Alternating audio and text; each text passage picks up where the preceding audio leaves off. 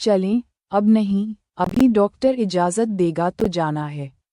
अरशद, मुझे घुटन हो रही है, चले ना। अच्छा बाबा, चलते हैं। नगीना अब काफ़ी बेहतर थी। अरशद का दोस्त डॉक्टर इमरान बोला, अरशद साहब, इन्हें डिप्रेशन की वजह से दिक्कत हुई थी, इनका खास ख्याल रखना, कोई और दिक्कत तो नहीं है? अरशद ने पूछा।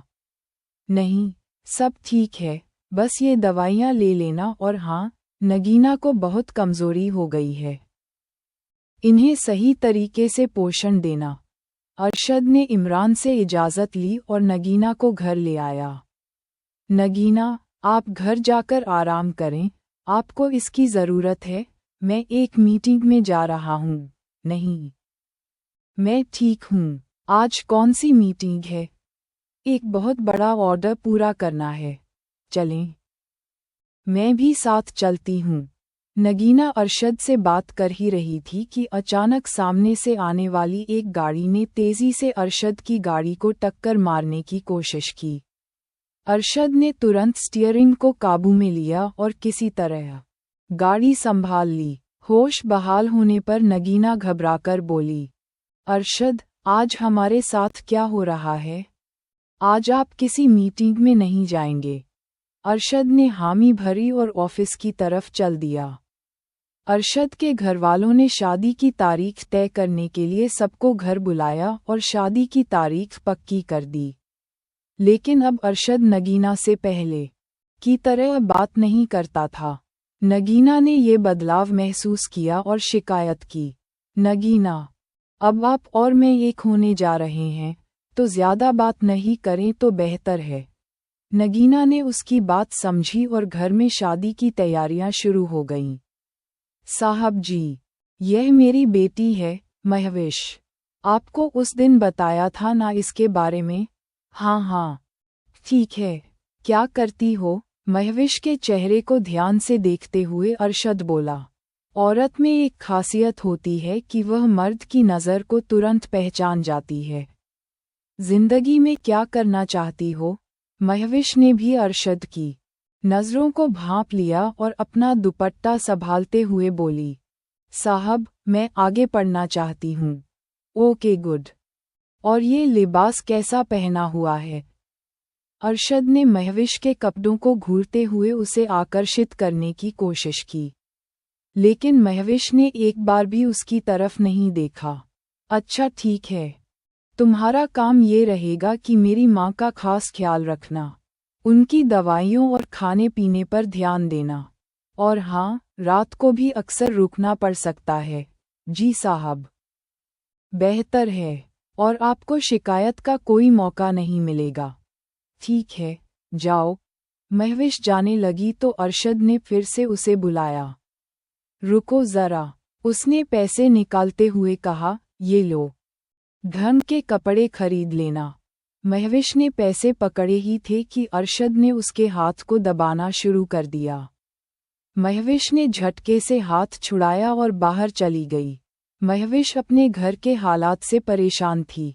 मजबूरी ने उसे नौकरी करने पर मजबूर कर दिया था। महविश एक नाजुक और मासूम सी लड़की थी। कुछ लड़कियां भावनाओं के बहाव में बहकर सब कुछ लुटाने को तैयार हो जाती हैं। उसकी बड़ी बड़ी कांच जैसी आंखें देखकर अरशद की नीयत खराब हो गई थी। महविश का पिता मजबूर था। घर के हालात की वजह से उसे बेटी को नौकरी पर भेजना पड़ा। शादी की तैयारियां जोरों शोरों से शुरू हो गई थीं। अब शॉपिंग की बारी थी। अरशद, मुझे शॉपिंग करनी थी। ठीक है, कल का प्रोग्राम बना लो, चलते हैं। शादी में अब सिर्फ 1 महीना बचा था। नगीना अपनी नई जिंदगी के सपने संजोने लगी थी। अरशद, जो आज तक नहीं कह पाए, वो आज कह रही हूँ। मुझे तुमसे बेइंतहा मोहब्बत हो गई है। मुझे कभी अकेला मत छोड़ना। मेरा सब कुछ तुम ही हो। नगीना, क्या हो गया है? मैं तुम्हारा ही हूँ और तुम मेरी हो। नगीना उसकी बातों को महसूस कर रही थी और उसके शब्दों में और गहराई से खोती जा रही थी। अरशद की बातों में ऐसा जादू था कि कोई भी उसका दीवाना हो जाता।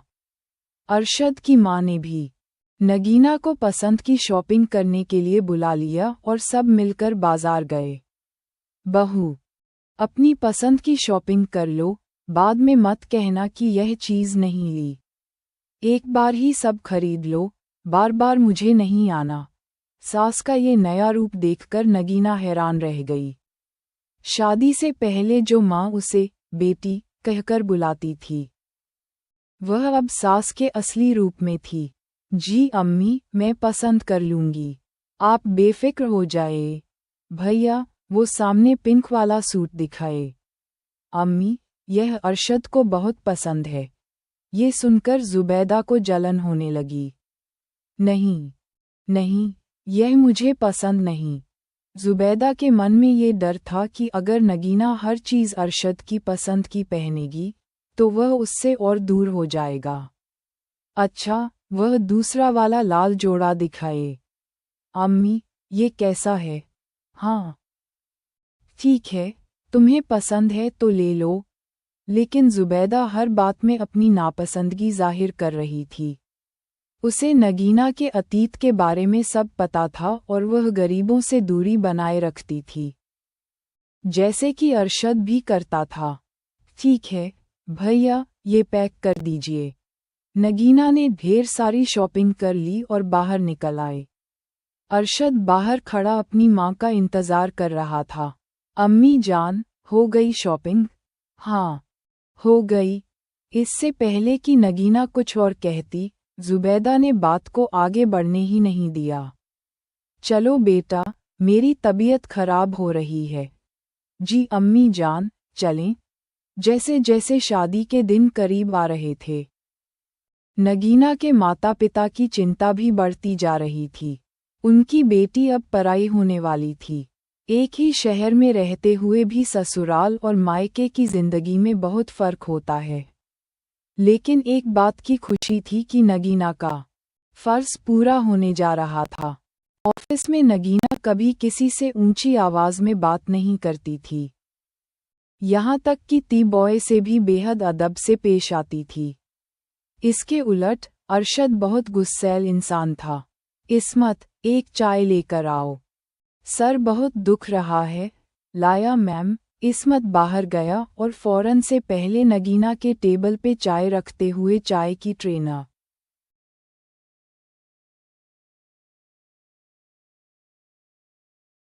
बड़ी नीचे गिर गई।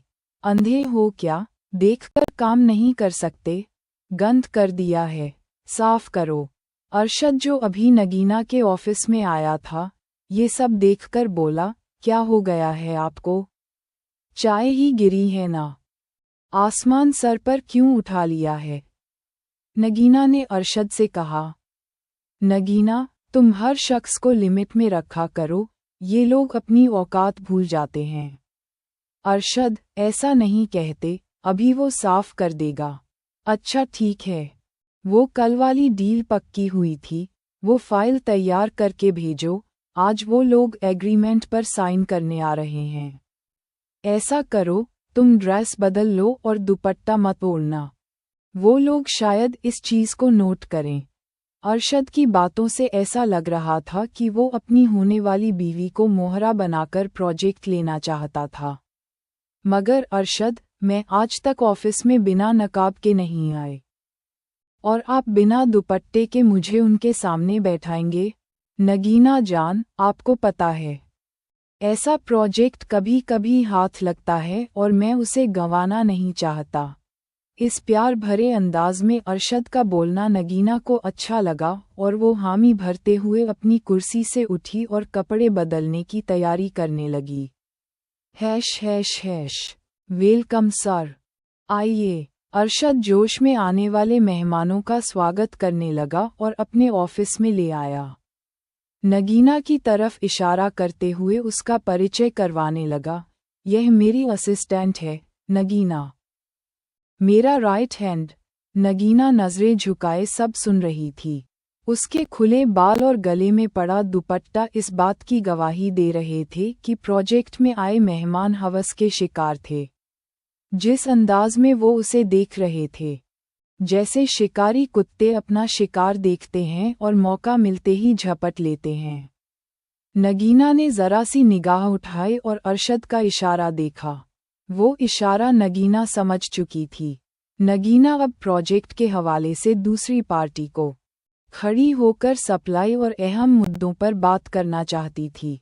दूसरी पार्टी में एक अधेड़ उम्र का आदमी था, रंग सांवला, पस्त कद, पैंट शर्ट और टाई लगाए हुए, जबकि दूसरा लड़का शायद उसका असिस्टेंट था। अरशद नगीना को आगे इसलिए लाना चाहता था ताकि इस उम्र के लोग जवान लड़कियों की बात आसानी से मान लें और उनसे एग्रीमेंट पर साइन करवा लिए जाएं।